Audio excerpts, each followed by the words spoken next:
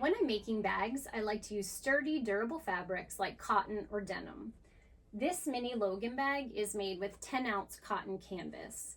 It's a very sturdy, durable fabric and has enough rigidity that it holds the shape of the bag even when there's nothing in it.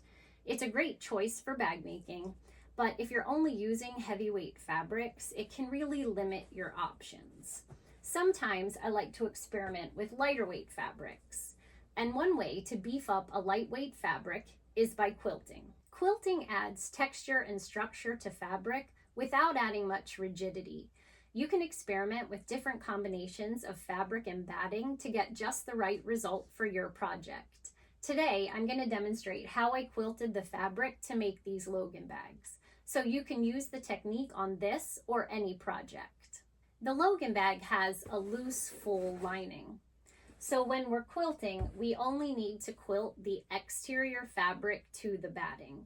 If we were making an unlined bag, we could add another piece of fabric to the back side of the batting. And in that case, I cut that fabric the same size as the batting and let the main fabric be the shape of the pattern piece.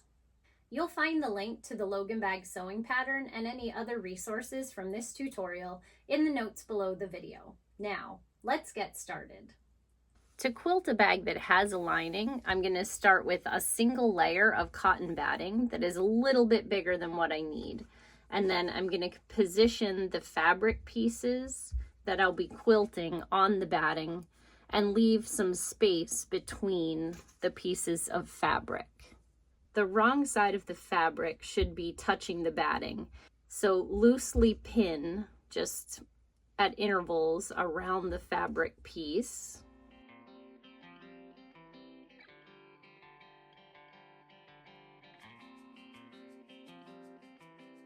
So I've pinned down all of my pieces, and this will just hold the fabric to the batting when I'm quilting. And then I'm going to cut each piece out and leave a pretty big margin of batting around the fabric.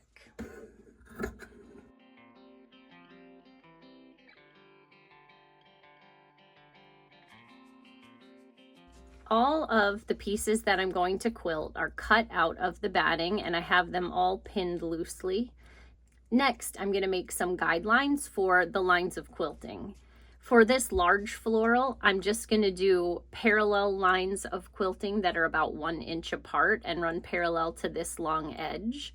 For the small floral, I'm going to use the pattern as my guide, and I'm going to quilt between the lines of flowers in both directions to make a grid that's at about a 45-degree angle. Because I'm using a fairly simple quilting pattern and the lines of stitching are pretty close together, I'm not going to mark every single line of stitching. For the parallel lines fabric, I'm going to use my presser foot as a guide, and for the small floral, I'm going to use the actual lines of the flowers as my guide. And I'm just going to mark a few key points so that I know I'm quilting evenly. To mark the lines of quilting, I'm going to use this transparent ruler and some tailor's chalk. So I'm going to start by marking the center line of this piece and then a few key points on either side.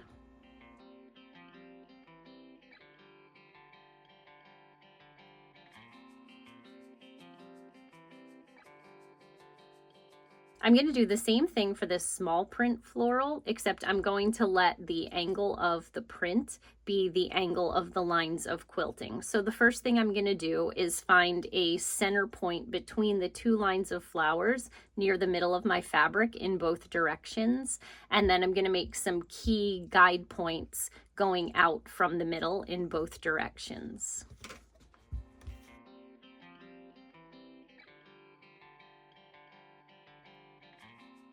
Now we're ready to start quilting. Before I start quilting, I'm going to increase my stitch length to 3 millimeters, and I've installed the walking foot on my sewing machine. The walking foot lifts up and down as it stitches, and that makes less drag between the fabric and the batting and creates less distortion.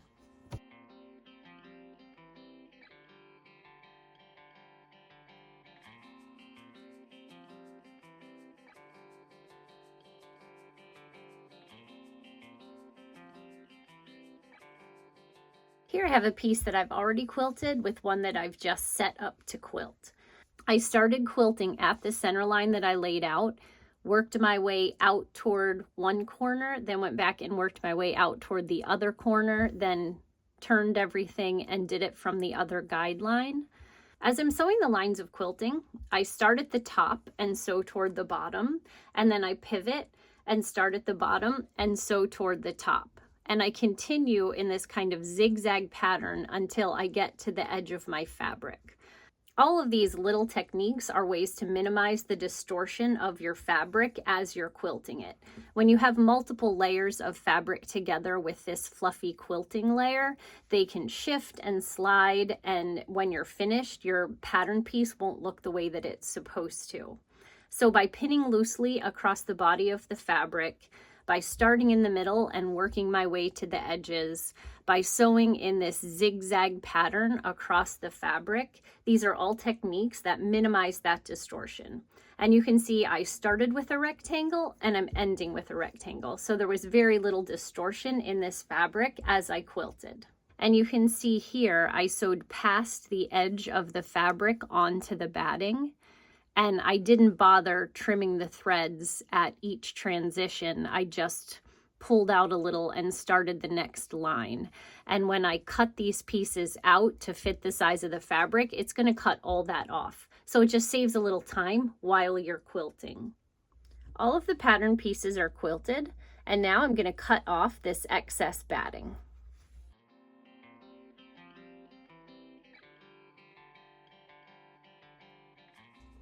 Now I'm ready to sew my pattern as written.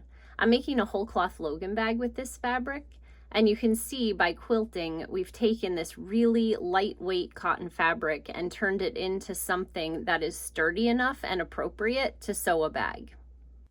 Thanks for following along today. You can find a link to the full line of Wholecloth sewing patterns in the notes below the video. And click subscribe for even more tutorials and sew-alongs on the Wholecloth Patterns sewing channel.